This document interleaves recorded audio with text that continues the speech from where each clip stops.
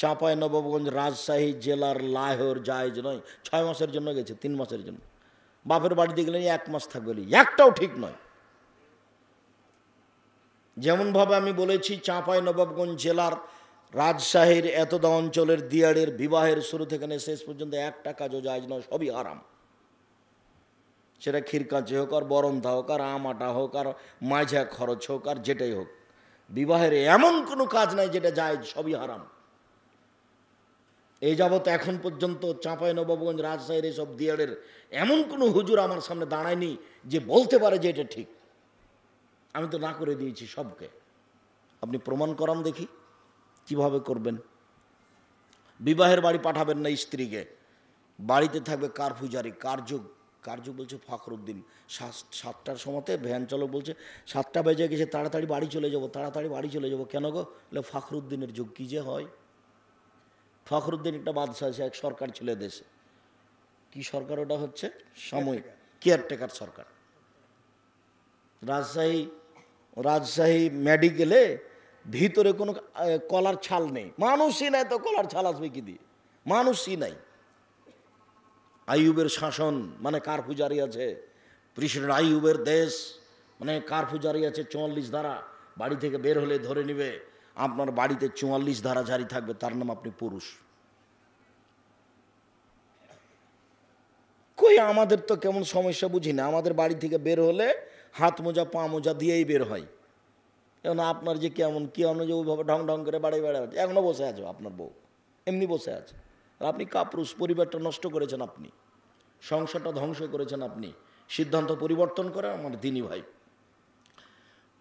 আবু হুরায়রা রাদিয়াল্লাহু তাআলা আনহু বলেন, রাসূল সাল্লাল্লাহু আলাইহি ওয়াসাল্লাম বলেছেন, আউয়াল মা ইউহাসাবু বিল আবদি ইয়াউমুল কিয়ামাহ সালাহ। বিচারের মাঠে মানুষের প্রথম বিচার হবে নামাজ, সালাত। ফাইন সালাহাত সালাহু সাইর আমালিহি। মানুষের যদি সালাত টিকে যায়, সব ইবাদত টিকে যাবে। আইন ফাসাদাত ফাসাদালাহু সাইর আমালিহি। যদি সালাত বাতিল হয়, নামাজ না থাকে, সব ইবাদত বাতিল বলে গণ্য হবে। তার মানে নামাজ এমন একটা ইবাদত যার উপরে নির্ভর করে অন্য অন্য ইবাদত। সালাত এমন একটি ইবাদত যার উপরে নির্ভর করে অন্য অন্য ইবাদত। সালাত আছে তো দান খায়রাত আছে, সালাত আছে তো হজ আছে, সালাত নেই তো কিছুই। মহান আল্লাহ বলেন, ফাসল্লি লিরাব্বিক, মুহাম্মদ আপনি আপনার প্রতিপালককে সন্তুষ্ট করার জন্য সালাত আদায় করুন। মহান আল্লাহ বলেন, হাফিজু আলাস সালাওয়াত ওয়াস সালাতিল উস্তা, তোমরা 5 ওয়াক্ত সালাত ঠিক ঠিক আদায় করো, বিশেষভাবে আসরের সালাত।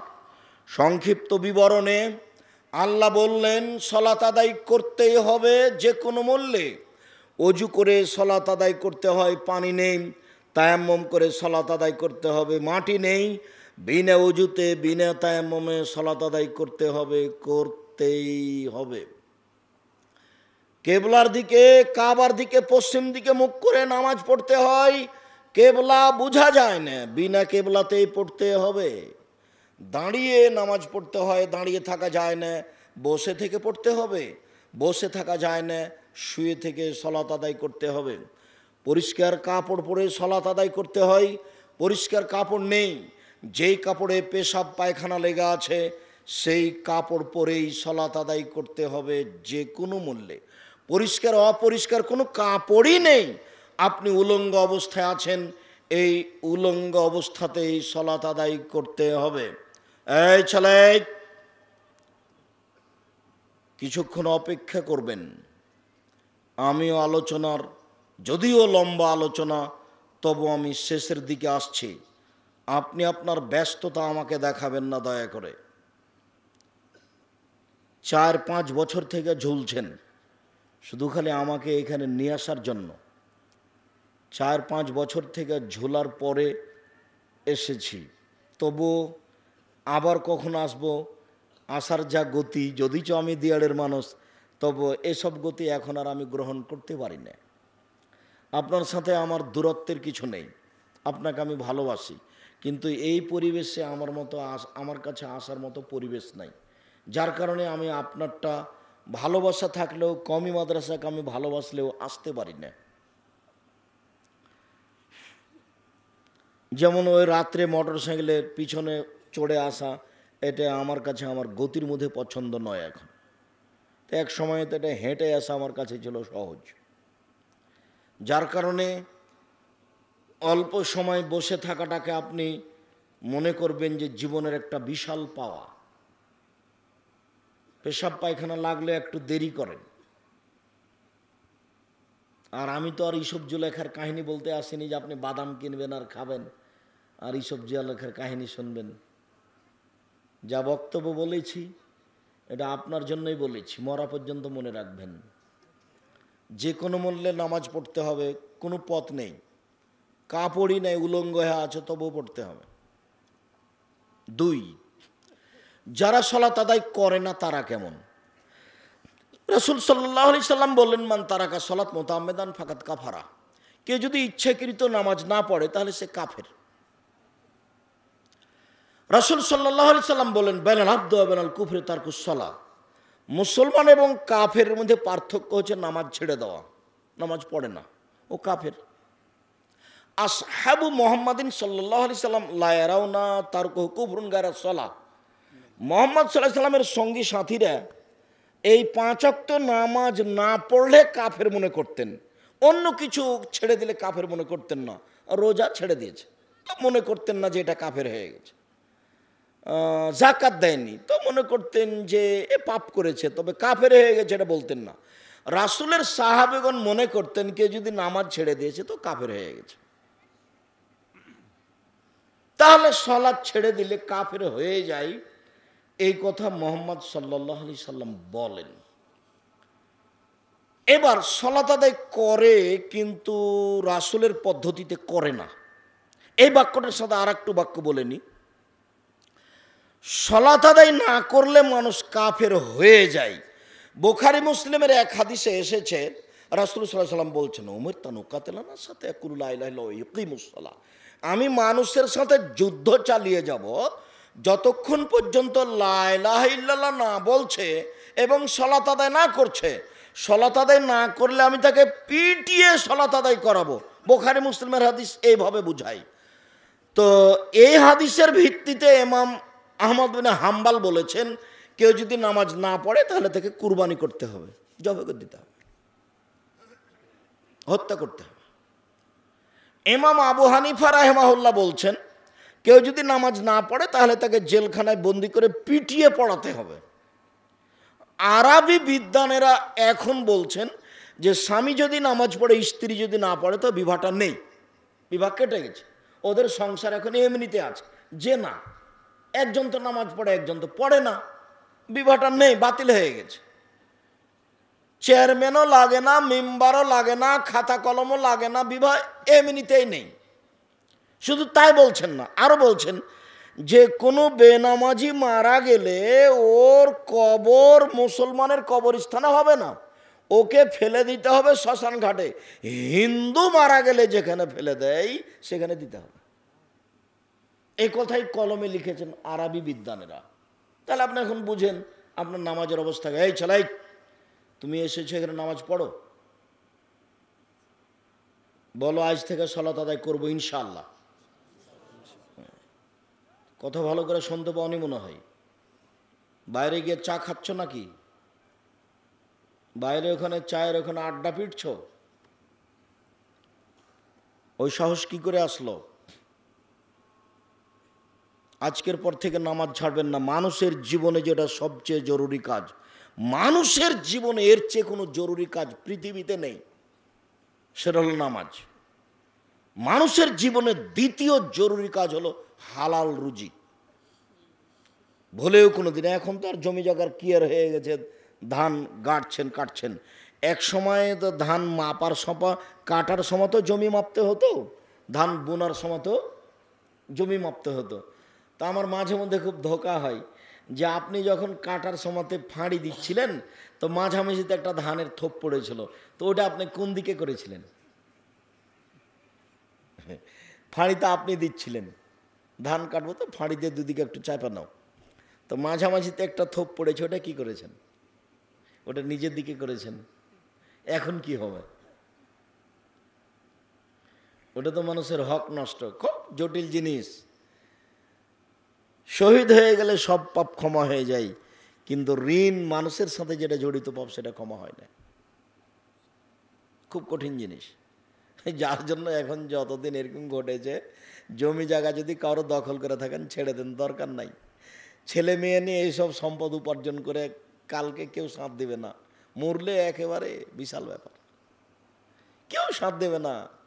আপনি আপনার বাপের যতটুকু উপকার করছেন আপনার ছেলে ততটুকু উপকার করবে না, কেননা দিন যত যাবে পরিবেশ তত খারাপ হবে। সালাত আদায় করলো কিন্তু রাসূলের পদ্ধতিতে করলো না, তাহলে কি হবে? তাহলে ও জাহান্নামে যাবে। একাধিক সহিহ হাদিস। তার মূল দিকগুলো হচ্ছে রুকু সিজদা, এগুলো যদি ঠিক না হয় তাহলে নামাজ কবুল হবে না। শাকিক রাদিয়াল্লাহু তাআলা বলেন, রাআ হুযায়ফা রাদিয়াল্লাহু তাআলা রাজুলান, হুযায়ফা একজন লোককে নামাজ পড়তে দেখলেন, লাম ইতুম রুকু ওয়ালা সুজুদাহা, সে লোকটা রুকু এবং সিজদা ঠিক মতো করলো না। তখন হুযায়ফা রাদিয়াল্লাহু তাআলা বললেন, ইন্নাকা লাম তুসাল্লি, তুমি সালাত আদায় করনি। তারপরে বললেন, ও যদি এখন মারা যায় তাহলে মুসলমান অবস্থায় মারা যাবে না, নবীর পদ্ধতিতে তার মরণ হবে না, নামাজ পড়েছে তবু এ অবস্থা। তার মানে রাসূলের পদ্ধতিতে পড়তে হবে, জরুরি, রাসূল যেভাবে পড়েছেন। এবার আমার দিকে লক্ষ্য করেন, আমি কয়েক মিনিট সালাত আদায় দেখাই। এক, সালাত আদায় করতেই হবে। দুই, করে না যারা তারা কাফের। তিন, করে কিন্তু রাসূলের পদ্ধতিতে করে না, তখনও জাহান্নামে যাবে। চার, কিভাবে সালাত আদায় করতে হবে? আল্লাহু আকবার, ডান হাতের কবজি বাম হাতের কবজির উপরে রাখবেন। আল্লাহু আকবার বলার পূর্বে সুন্দর করে ওযু করে নিন। সুন্দর ওযু বুঝেন? মানে 3 বার করে হাত পা ধুইবেন, ধোয়ার জায়গাগুলি 3 বার পানি দেওয়া নয়, কবজি পর্যন্ত ধুইতে 3 বার পানি দিতে হবে, এই কথা আল্লাহর নবী বলেননি। কবজি পর্যন্ত ধুইতে গিয়ে যদি 10 বার পানি দিতে হয় দেন। সম্পূর্ণ যখন ভিজে গেছে তখন পানি দিয়ে ভিজাবেন, তার নাম দ্বিতীয়বার ধোয়া। আবার তাতে পানি দিয়ে ধুইবেন, তার নাম তৃতীয়বার ধোয়া। সুন্দর যদি ওযু করতে পারেন তাহলে আপনার সব পাপ ক্ষমা হয়ে যাবে। সুন্দর করে যদি আপনি ওযু করতে পারেন তাহলে আপনি হয়ে যাবেন সেই দিনের মতো যেদিন তার আপনার মা আপনাকে জন্ম দিয়েছে, নিষ্পাপ হয়ে যাবেন। সুন্দর করে যদি মানুষ ওযু করতে পারে তা আল্লাহ রাসূল বলছেন, ওয়াকানা মিন খাতিতিহি কায়াউমিন ওয়ালাদাতহু উম্মুহু, লোকটা হয়ে যাবে সেই দিনের মতো যেদিন তার মা তাকে জন্ম দিয়েছে। আর একটু পূর্ণ হাদিসটা 2-3টা বাক্য বলি। আল্লাহ নবী বলছেন যে স্বপ্নে আমি আল্লাহকে দেখলাম যে আল্লাহ আমার কাঁধের এই ঘাড়ের পিছন দিকে হাত দিলেন। হাত দেওয়ার সাথে সাথে আমি বুকে ঠান্ডা অনুভব করলাম। আল্লাহ আমাকে, এলাকায় গাভী পেশাব করলে সবাই কাপড় জমা করে নেয়, দিয়ে দূর দিয়ে হাঁটে, তার মানে গাভীর পেশাব থেকে বেঁচে থাকার চেষ্টা করে। এইখানে এই এলাকায় বলেছিলাম যে গাভীর পেশাব, 1 বালতি গাভীর পেশাবে কাপড় ভিজিয়ে নিয়ে সালাত আদায় করলেও কোনো সমস্যা নেই। এই কথা মাঝহাবিদের এমন লেগে গেল, একবারে কত কি যে বললো, আজও যে বলছে। ছি ছি ছি ছি ছি ছি, এ কি মওলানা মানুষ বলছে যে গাভীর পেশাবে কাপড় ভিজিয়ে নিয়ে সালাত আদায় করলে কোনো সমস্যা নেই। আমি আসলে মূলত এটা বলতে চাইনি, আমি বলতে চেয়েছি যে মানুষের পেশাব এত ভয়াবহ যে একটু ছিটে কাপড়ে লেগে গেলে আর সালাত হবে না, কবরে শাস্তি হবে। এটা ছিল আমার মূল কথা। কিন্তু আমি গাভীর পেশাব থেকে মানুষ বাঁচার চেষ্টা করছে, অথচ গাভীর পেশাব লেগে গেলে সালাত হবে। তো আমি ওটা জোর দিয়ে বলতে গিয়ে বলেছিলাম যে 1 বালতি পেশাবে, গাভীর পেশাবে কাপড় ভিজালেও সালাতের কোনো সমস্যা নেই। আসলে ঘটনা আমি এটা বলতে চাইনি, আমি পরিস্থিতিতে বুঝাচ্ছিলাম।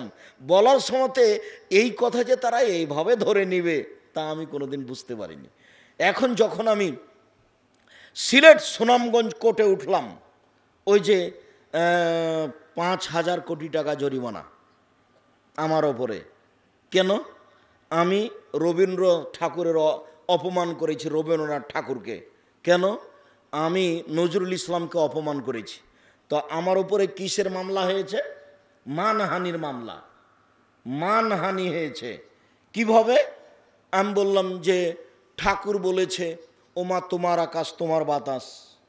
তখন ঠাকুর তো কালিমাকে বলছে, আপনি তো আর এটা জানেন না, আমার সোনার বাংলা আপনি তো দিনরাত বলছেন, কিন্তু আপনি তো জানেন না যে ঠাকুর কিভাবে বলেছে। ঠাকুর যতবার বলছে ওমা তোমার আকাশ তোমার বাতাস, ততবার ঠাকুর বলছে ও কালিমা তোমার আকাশ তোমার বাতাস। ওর ইতিহাস আপনি দেখেন, 25 লাইনের কবিতা, সববারই বলছে ঠাকুর ও ও কালিমা তোমার আকাশ তোমার বাতাস। তখন আমি বলেছি তোর বাপের আকাশ। তো এতে ঠাকুরের অপমান হয়েছে, তো আমি মানহানি করেছি ঠাকুরের। এবার কবি নজরুল ইসলাম বলছেন মসজিদের পাশে কবর দিও ভাই, তাহলে এই গুনাহগার কবরের শাস্তি হতে পাইবে রেহাই। তখন আমি বলেছি মসজিদের পাশে কেন, আপনার বাপের কবর কাবা ঘরের নিচে হলে হবে না, কর্ম অনুমতি বিচার হবে। তখন কবি নজরুল ইসলামের বাক্য ভুল হয়েছে। কবি নজরুল ইসলাম তো আর ধর্মকর্ম এভাবে তেমন বুঝেন না, ওনার পরিস্থিতিতে যেটা এসেছে সেটা বলে দিয়েছে। মসজিদের পাশে কবর দিলে আজান শুনতে পাবে, কবরের শাস্তি হবে না, এ কথা তো মিথ্যা। আমি এ কথা যখন বলেছি তখন নজরুলের মানের হানি হয়েছে, তাই মামলা করেছে সুনামগঞ্জ কোর্টে যে উনি মানের হানি করেছেন, 5,000 কোটি টাকা জরিমানা। এখন 5,000 কোটি টাকা দিয়ে আমাকে আসতে হবে। সুনামগঞ্জে ছিল 1,000 কোটি টাকা, আর সিলেটে ছিল 5,000 কোটি টাকা। তো যখন আমি 5,000 কোটি টাকার মামলায় দাঁড়ালাম কাঠগড়াতে, দ্বিতীয় দিন, প্রথম দিন আমাকে বললেন আপনি কি আব্দুর রাজ্জাক সাহেব পিস টিভির আলোচক? জি। আচ্ছা ঠিক আছে। পরের দিন যখন উঠলাম তখন আমাকে বললেন আপনি তো পিস টিভির আলোচক? জি। না? জি। আপনার মামলা আমি খারিজ করে দিলাম, কোনো কথাই নাই। আর সুনামগঞ্জ কোর্টে যখন আমি দাঁড়ালাম তখন সুনামগঞ্জ কোর্টের জজ আমাকে বলছেন মামলা ছাড়াই আপনার সাথে আমার কয়েক মিনিট কথা আছে। জজ তখন আমার সামনে কথা বলতে লাগলো, আমাকে উকিল বলে রেখেছেন।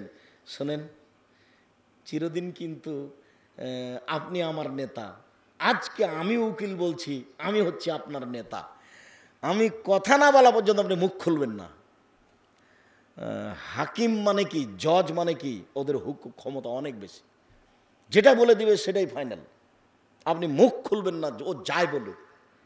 জজ গালি দেখ মন্দ দেখ কিছু বলুক, আপনি চুপ থাকবেন, খালি শুনবেন কি বলছে। তখন জজ আমাকে বলতে লাগলো যে আপনি বলেছেন এক বালতি গাভীর পেশাবে কাপড় ভিজিয়ে সলাত আদায় করলে কোনো সমস্যা নেই।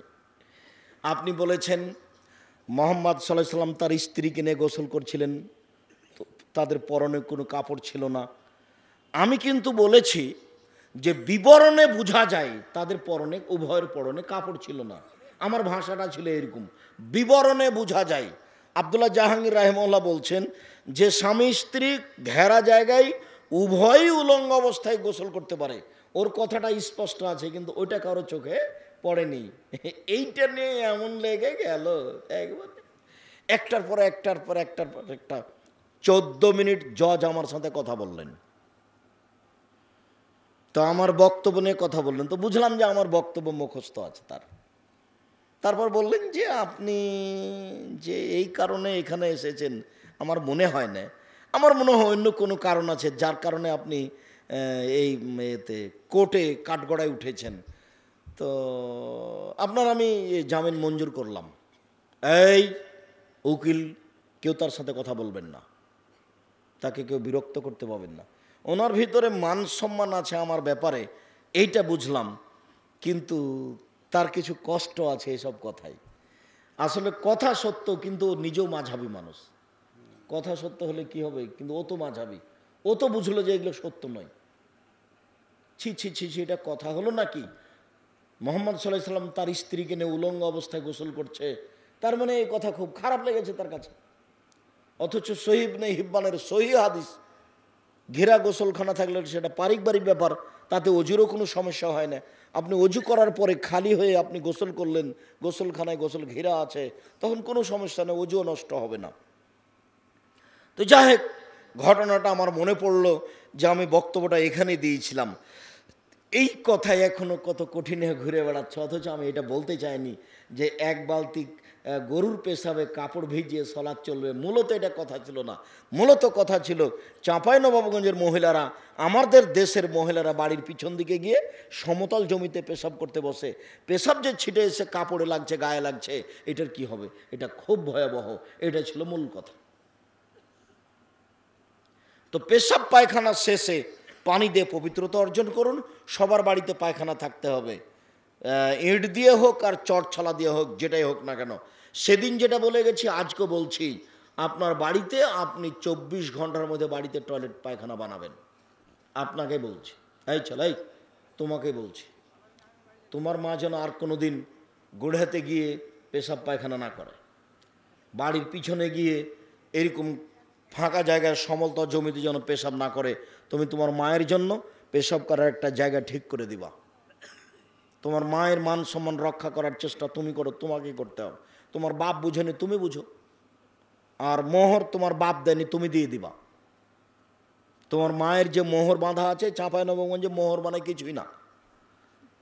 মরার সময় তো বলছো তোর স্বামীর কাছে মাপলে, তোর স্বামীর কাছে মাপলে, মোহরটি মাপলে, যে আমাকে মাফ করতে, কী যে বলছে আল্লাহ ভালো জানে। মোহর মাপ নিতে হবে, মোহর নেকি দিয়ে বুঝিয়ে দিতে হবে বিচারের মাঠে, মোহর দিতেই হবে। আগামীকাল সন্ধ্যা হতে হতে মোহর দিয়ে দিবেন না। যদি টাকা না থাকে তাহলে 10 শতক 20 শতক 1 বিঘে জমি লিখে দিবেন। 1 সপ্তাহ সময় থাকলো, বৃহস্পতিবার পর্যন্ত, বৃহস্পতিবার পর্যন্ত সময় মোহর দিয়ে দিবেন, জরুরি দিতেই হবে। চাঁপাইনবাবগঞ্জের ভাষাতে আপনি দেবেন, আপনার বাপকে দিতে হবে, দিতেই হবে। মোহর দেরি করেছেন কেন? কোন যুক্তিতে? কোন যুক্তিতে এতদিন পর্যন্ত মোহর দেননি কেন? কি বোঝাতে চাচ্ছেন? এটা সবচেয়ে যেটা গুরুত্বপূর্ণ শর্ত ছিল, এটা মোহর দিতে হবে। আল্লাহু আকবার। সুন্দর করে উজু করবেন, তারপরে এই পর্যন্ত হাত উঠাবেন, এইভাবে, এভাবে করবেন না। আল্লাহু আকবার, এরকম করবেন না। আল্লাহু আকবার, এরকম করবেন না। আল্লাহু আকবার, এরকম করবেন না। সব কাঁধ সামনাসামনি। আল্লাহু আকবার। আরেকটা হাদিস, কানের লতি সামনাসামনি। আল্লাহু আকবার, আরেকটু উঁচা হলো। আল্লাহু আকবার, কাঁধ সামনাসামনি, আরেকটু উঁচা, কানের লতি। আল্লাহু আকবার। যারা প্রজেক্টর দেওয়া আছে তো, দিনী মহিলারা, দিনী বোনেরা, আপনারা খুব খেয়াল করবেন। আল্লাহু আকবার। সুন্দর করে অজু করবেন। অজু করার পরে মাথা থেকে কাপড় পড়ে গেলে অজু নষ্ট হয় না। অজু করার পরে কুকুরে কাপড় ছুঁয়ে নিলে অজু নষ্ট হয় না। অজু করার পরে বাচ্চাকে দুধ খাওয়ালে অজু নষ্ট হয় না। অজু করার পরে নখ কাটলে অজু নষ্ট হয় না। অজু করার পরে খিলখিল করে হাসলে অজু নষ্ট হয় না। অজু করার পরে হাঁটুর উপরে কাপড় উঠে গেলে অজু নষ্ট হয় না। অজু করার পরে পেশাব করলে অজু নষ্ট হয়ে যায়, পায়খানা করলে অজু নষ্ট হয়ে যায়, বায়ু আসলে অজু নষ্ট হয়, ঘুমিয়ে গেলে অজু নষ্ট হয়ে যায়। তাছাড়া অজু ভঙ্গের কোনো কারণ নেই।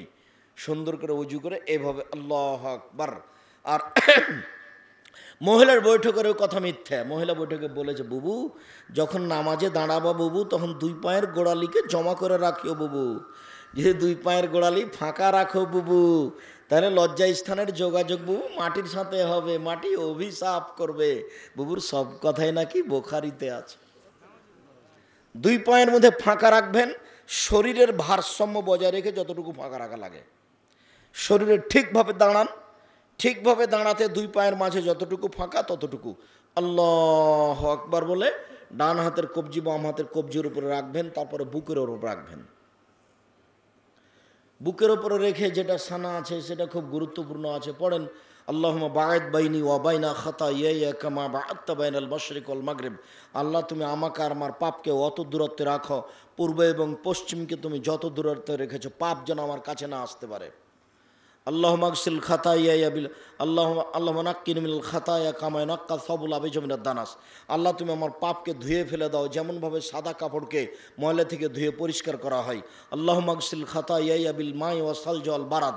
আল্লাহ তুমি আমার পাপকে ধুয়ে দাও বরফ দিয়ে, ঠান্ডা তুষার দিয়ে, একেবারে পরিষ্কার করে ঝকঝক করে ধুয়ে দাও। তারপরে আউযুবিল্লাহি মিনাশ শাইতানির রাজিম, মারদুদ বিতাড়িত শয়তান থেকে পরিত্রাণ চাচ্ছি। বিসমিল্লাহির রহমানির রহিম, পরম দাতা দয়ালু আরম্ভ করছি। আলহামদুলিল্লাহি রাব্বিল আলামিন, বিশ্বজগতের প্রতিপালকের প্রশংসা। আর রহমান রাহিম, তিনি হচ্ছেন পরম দাতা দয়ালু। মালিক ইয়াউমিদ্দিন, তিনি হচ্ছেন বিচার দিনের মালিক। ইয়াকা না'বুদু, একমাত্র তোমার ইবাদত করি। ওয়া ইয়াকা নাস্তাঈন, একমাত্র তোমার নিকটে সাহায্য চাই। ইহদিনাস সিরাতাল মুস্তাকিম, তুমি আমাকে সোজা পথ দেখাও। সিরাতাল লাযিনা আনআমতা আলাইহিম, ওদের পথ দেখাবা যাদের ভালোবেসেছো, ওদের পথ দেখাবা যাদের ভালোবেসেছো। গায়রিল মাগযুবি আলাইহিম ওয়ালাদ-দাল্লিন, ওদের পথ দেখায়ও না যাদের খারাপ বেসেছো, যারা ভ্রান্ত, তাদের পথ দেখায়ও না। আমিন। দীর্ঘ সময় ধরে তোমার দরবারে যে প্রার্থনা করলাম, এটা তুমি কবুল করো। দুয়ার জগতে সবচেয়ে ব্যতিক্রম ভিন্ন ধরনের দোয়া হলো সূরা ফাতিহা। সূরা ফাতিহার চেয়ে দুয়ার জগতে দামি কোনো দোয়া নেই। অবাক ভিন্ন ধরনের দোয়া, যার জন্য সবাকে বলতে হবে। আর আরও জরুরি বলতে হবে এই জন্য যে এখন মানুষ বিভিন্ন দলে ডাকে। ও বলে আমার দলে আসো, ও বলে আমার দলে আসো, ও বলে আমার দলে আসো, যার কারণে এই কথাটা এখানে বলা হয়েছে। দেখেন, আর আল্লাহর প্রশংসা করে বললে আল্লাহ খুব খুশি হন। যার জন্য আপনাকে আমি দোয়া করার পূর্বে ইসমে আজম পড়তে বলেছি। ইসমে আজম মনে আছে? দিন রাত আপনি বক্তব্য শুনছেন, আপনার ইসমে আজম মনে আছে কি না? একজন সাহাবী এই দোয়াটা পড়ে দোয়া করলেন, কি? আল্লাহুম্মা ইন্নী আসআলুকা বিআন্নাকা আনতাল্লাহ লা ইলাহা ইল্লা আনতাল আহাদুস সামাদুল্লাযী লাম ইয়ালিদ ওয়া লাম ইউলাদ ওয়া লাম ইয়াকুল লাহু কুফুয়ান আহাদ। এটা হলো ইসমে আজম। তখন আল্লাহ রাসূল বলছেন, লোকটি ইসমে আজম দিয়ে দোয়া করেছে। ইসমে আজম দিয়ে চাইলে দিয়ে দেওয়া হয়, ইসমে আজম দিয়ে প্রার্থনা করলে মেনে নেওয়া হয়। ইসমে আজম দিয়ে চাইলে দিয়ে দেওয়া হয়, ইসমে আজম দিয়ে প্রার্থনা করলে মেনে নেওয়া হয়। ইসমে আজম, আল্লাহুম্মা ইন্নী আসআলুকা বিআন্নাকা আনতাল্লাহ লা ইলাহা ইল্লা আনতাল আহাদুস সামাদুল্লাযী লাম ইয়ালিদ ওয়া লাম ইউলাদ ওয়া লাম ইয়াকুল লাহু কুফুয়ান আহাদ। এটা ইসমে আজম, দুয়ার বইয়ে দেওয়া আছে। আইনে রাসূল সাল্লাল্লাহু আলাইহি ওয়াসাল্লাম দোয়া অধ্যায় বইটা বাড়িতে নেই, জরুরি নাই কেন? তার মানে আমি এত কষ্ট করে দোয়ার বই লিখলাম, সেই বই দেখে আরও 5 জন দোয়ার বই সাজিয়েছে, বলছে যে দেখেন হাত তুলে দোয়া করতে হবে। আমার বইটা দেখে ও বই লিখে বলছে যে হাত তুলে দোয়া করার দলিল আছে। আমি তো হাত তুলে দোয়া করার দলিল তো ওভাবে বলিনি। 42টা সহিহ হাদিস দেওয়া আছে হাত তুলে দোয়া করার দোয়ার বই। আইনে রাসূল সাল্লাল্লাহু আলাইহি ওয়াসাল্লাম দোয়ার বইটা নাই কেন? আব্দুল্লাহর একটা বই বের হয়েছে, একটা বান্ডিল সাথে নিয়ে আসা হয়েছে, একটা ওই গাড়িতেই থেকে গেছে। মানে রুজি আপনার কম হয় কেন, রুজি বেশি হয় কেন, রুজিতে বরকত হয় না কেন? বইয়ের নাম হলো রিজিক। রিজিক, এত রিজিকের সমস্যা হচ্ছে কেন, সংসারের সংকট কেন, বিস্তারিত বিবরণ দেওয়া আছে, বইয়ের নাম রুজি। আর আমার জীবনে যেটা সবচেয়ে বড় পরিশ্রমের কাজ, সেটা হলো মাসিক আল ইতেশাম পত্রিকা। এই প্রতিষ্ঠানও নিয়ে আসতে হবে, সবাকে 1 কপি করে পত্রিকা নিতে হবে, আজও নিতে হবে, প্রতি মাসে নিতে হবে। 50টা করে প্রশ্ন উত্তর আছে। আমার জীবনের সবচেয়ে শ্রম দেওয়া কাজ হচ্ছে মাসিক আল ইতেশাম পত্রিকা। যাতে 10 জন মুফতি আছেন, যাতে 10 জন গবেষক আছে, যাতে 14 জন কর্মচারী লোকজন আছে। ব্যয়বহুল খরচের একটা পত্রিকা মাসিক আল ইতেশাম পত্রিকা, সবচেয়ে উন্নত মানের করার চেষ্টা করেছি। ইবাদতের জগতে সবচেয়ে দামি ইবাদত হলো সূরা ফাতিহা।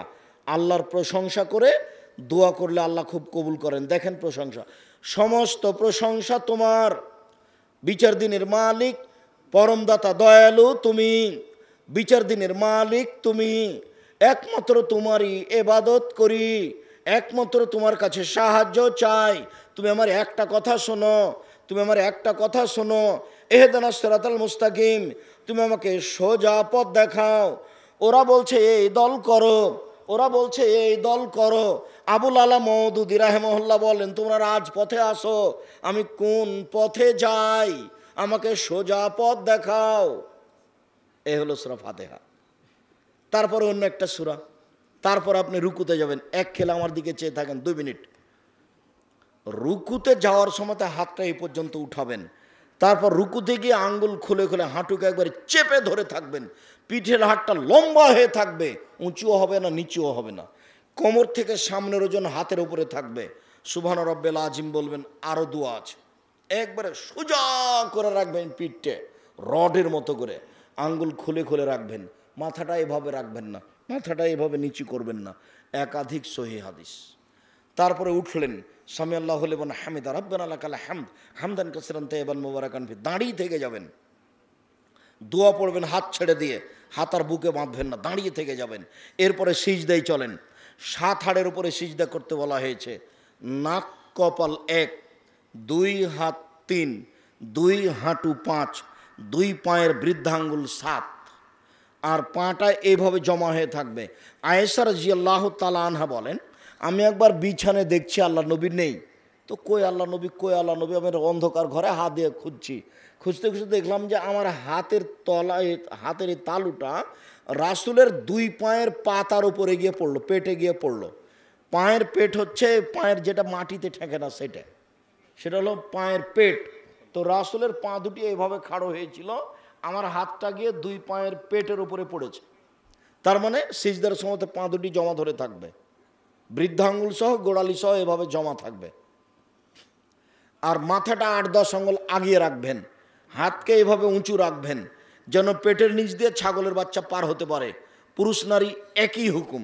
বলবেন সুবহান রাব্বিয়াল আলা, উঠে আসেন, দোয়া পড়েন, আবার যান, দোয়া পড়েন।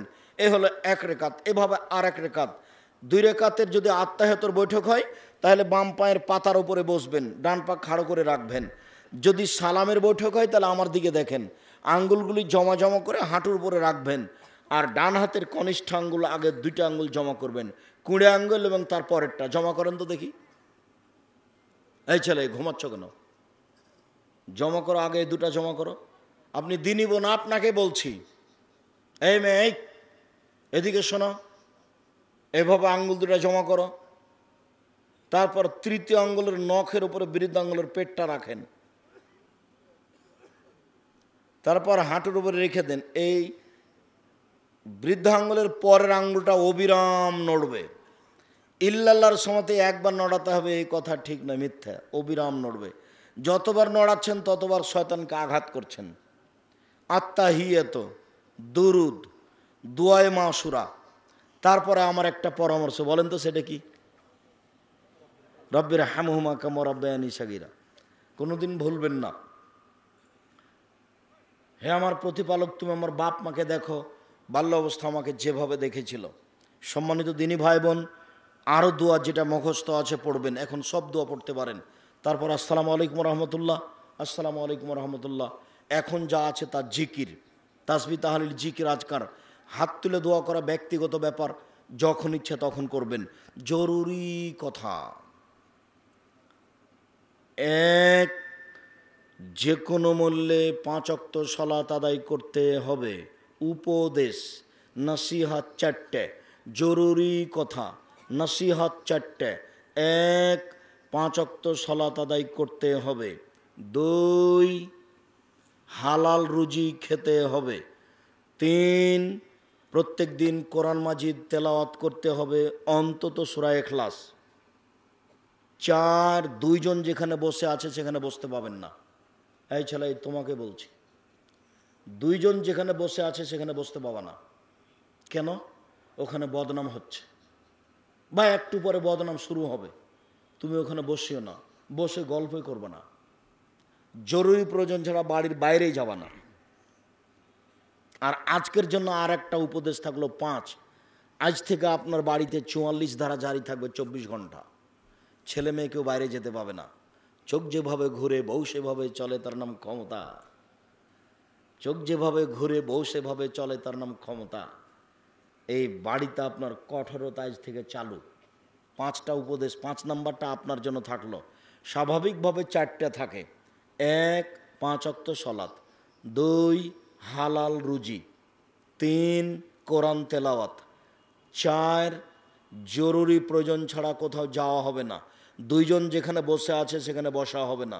দোকানে বসে গল্প করা যাবে না, ওখানে ল্যাংটা মেয়ে নাচে আর এদিকে কথা চলে। 4 জরুরি প্রয়োজন, আপনার বাড়ির উপরে 44 ধারা জারি থাকবে। এরপরে এটা দ্বীনি প্রতিষ্ঠান, কওমি মাদ্রাসা। আজকে বলে নয়, রমজান মাসে সবাই টাকা পয়সা জাকাত দিয়ে পাঠাবেন। আর প্রতি বছর যখন জালসা হবে তখন আপনি, আপনার ছেলে, আপনার মেয়ে, আপনার স্ত্রী সবাই টাকা পয়সা নিয়ে আসবেন। দানের ব্যতিক্রম জায়গা হলো এই কওমি মাদ্রাসা। এতটা অঞ্চলে, দিয়াড় অঞ্চলে কওমি মাদ্রাসা গড়ে উঠেছে। আপনাদেরকে দোয়া করতে হবে, সহযোগিতা করতে হবে। সকল দিনী ভাই বোনকে এই পর্যন্ত বলে আমাদের জামিয়া সালাফিয়ার জন্য দোয়া করার ব্যাপারে। আর রূপগঞ্জ, নারায়ণগঞ্জ, ঢাকায় 4-5 মার্চে সম্মেলন হবে। উপস্থিত হওয়ার অনুরোধ জানিয়ে স্টেজ থেকে বইগুলি সংগ্রহ করতে বলছি। বিশেষভাবে মাসিক আল ইতেসাম পত্রিকা, মাসিক আল ইতেসাম পত্রিকার দাম 20 টাকা, কেউ ছেড়ে যাবেন না। আর রিজিকের গায়ে কত টাকা লেখা আছে আমি জানি না, ওর দাম কত। হ্যাঁ, ওটা আবদুল্লাহর লেখা, 77 টাকা। ও আবদুল্লাহর লেখা, ওই বইটার দাম 77 টাকা। এবারে ভিন্ন ধরনের বই। আর দোয়ার বইটা সংগ্রহ করবেন। এই কয়েকটা বইয়ের আদর্শ পুরুষ আছে, আমি একজন আদর্শ পুরুষ কিভাবে হতে পারি। আর আমার দিনী বোনদেরকে দোয়ার বইটা এবং মাসিক আল ইতেসাম পত্রিকার সকল দিনী ভাই বোনকে প্রতিষ্ঠানের প্রতি ভালোবাসা দেখিয়ে দানের অনুরোধ জানিয়ে, যার যত, যদি পেশাব পায়খানা না লেগে থাকে জুতা পরে সালাত আদায় করতে পারবেন। আর একটি জিজ্ঞাসা, যদি স্ত্রীর গায়ে হাত লাগাই অথবা স্ত্রীকে চুমা দিতে গিয়ে লিঙ্গ থেকে তরল পদার্থ বের হয় তাহলে কি গোসল ফরজ হবে? জি না, তখন অজু করতে হবে। তরল পদার্থ আসলে অজু করতে হবে, পুরুষ নারী উভয়কেই। রিজিক ৭০ টাকা। যেটার গায়ে যেটা লেখা আছে সম্ভবপর সহযোগিতা করবেন এই মাদ্রাসায়। পড়ে পাওয়া টাকা নিবে, না হয় দান করে দিবে।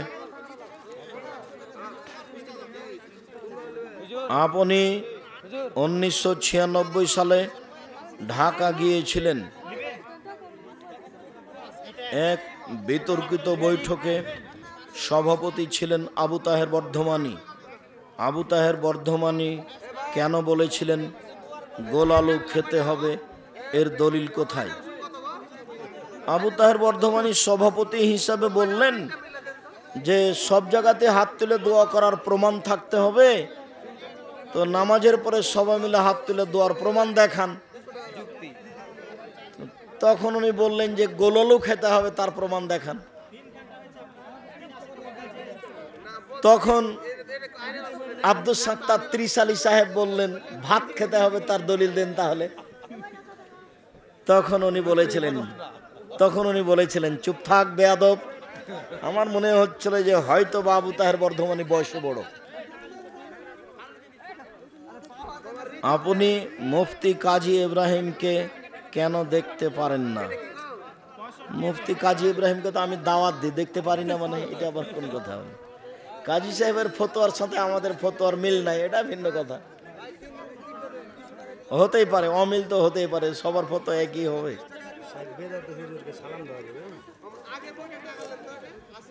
হযরত মুহাম্মদ সাল্লাল্লাহু আলাইহি ওয়াসাল্লাম থেকে কিয়ামত পর্যন্ত এই পৃথিবীতে মুসলিম থাকবে কত বছর?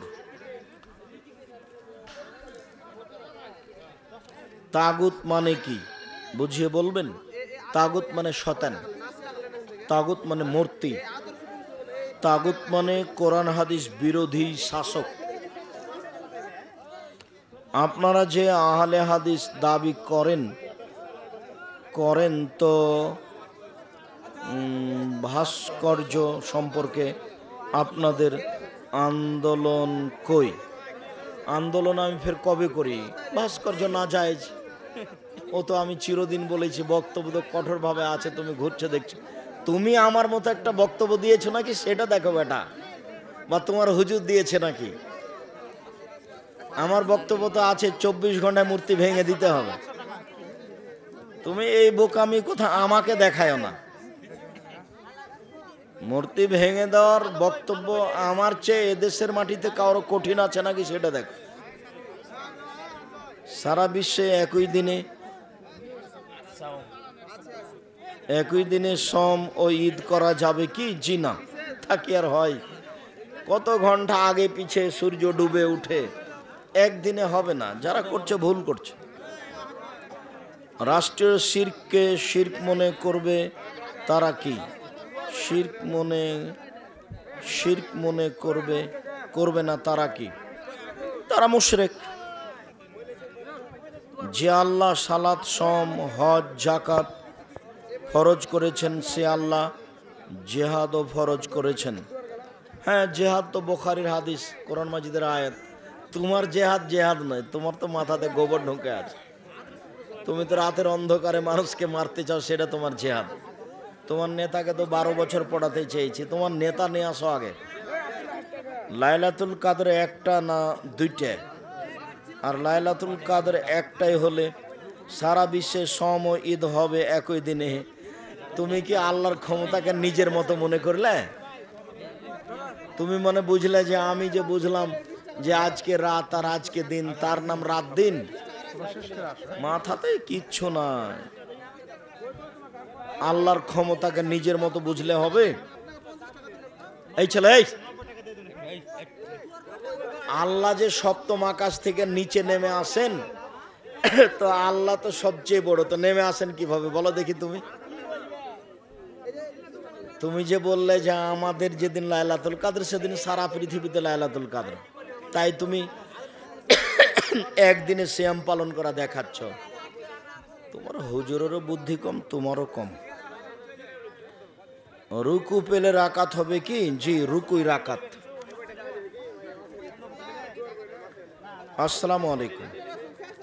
আমরা জানি জানাজার সালাত 4 তাকবীরে হয়, কিন্তু ইমাম ভুলে 4 নম্বর তাকবীর না দিয়ে সালাম দিয়ে দেওয়া হলে উক্ত সালাত হবে কি? জি, হবে। কোনো সংশোধনের প্রয়োজন নাই। দেখো আর একটা আছে নাকি? 25 টাকা হলে 20 টাকায় দিয়ে দাও। ওটা যখন গ্রাহকের কাছে দেয় তখন দেয়। কিছু মসজিদে জোহর, আসর ও ফজরের সালাত আওয়াল ওয়াক্তে আদায় করা হয় না। তাহলে কি আমি আজানের আগে বাড়িতে একাকী পড়ে নিব? পড়েন, সময় হলে পড়তে হবে। বিশেষভাবে আসরের সালাত আর ফজরের সালাত অনেকেই খুব দেরি করে পড়ছে, তখন আপনি আসর আর ফজর বাড়িতে পড়ে নেবেন। কোনো ইমাম যদি বলেন যে ব্যাংক থেকে সুদের উপর টাকা তোলা যাবে, তাহলে কি উক্ত ইমামের পিছনে সালাত হবে? আপনাদের হবে, ওর হবে না। ওই ইমামের ওর নামাজ হবে না, আপনাদের হবে। একজন চিত্রনায়ক বা নায়িকা উক্ত কাজের দ্বারা উপার্জিত টাকা দিয়ে হজ করলে হজ হবে কি? হবে না। অবৈধ টাকা আল্লাহর দরবারে কবুল হয় না। বাথরুম গান বাজনা করে যে টাকা উপার্জন করেছে, বাথরুম আর পায়খানা একসাথে হলে সেখানে অজু করা যাবে কি? যাবে। যতক্ষণ পেশাব পায়খানায় বসে আছে ততক্ষণ কোনো দোয়া জিকির চলবে না। আল্লাহুম্মা ইন্নী আউযু বিকা মিনাল খুবুসি ওয়াল খাবাইস বলে বসেছে, এবার পানি খরচ করে গোফরানাকা বলে উঠে গেল, এখন ওখানে বিসমিল্লাহ বলে ওযু করতে পারবে, কোনো সমস্যা নেই। ইমাম সালাম ফেরার সাথে সাথে মুক্তাদি সালাম ফিরবে না, ইমাম সালাম শেষ করবে পরে। ইমাম শেষ করবে তারপরে। ডান দিক যখন শেষ করবে তখন মুক্তাদি শুরু করবে।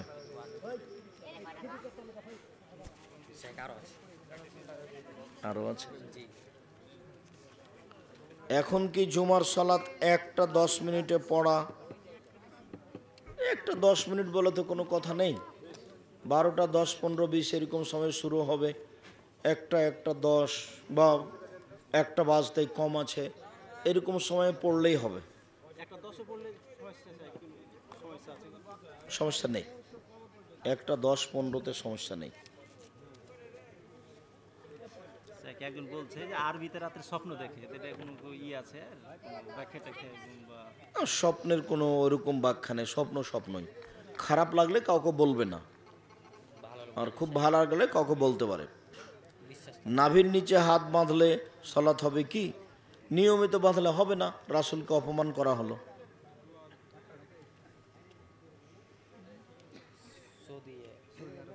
সৌদি আরবের সাথে সিয়াম এবং ঈদ চলবে না। কোন রুমে যদি ছবি থাকে তাহলে সেই স্থানে সালাত হবে না।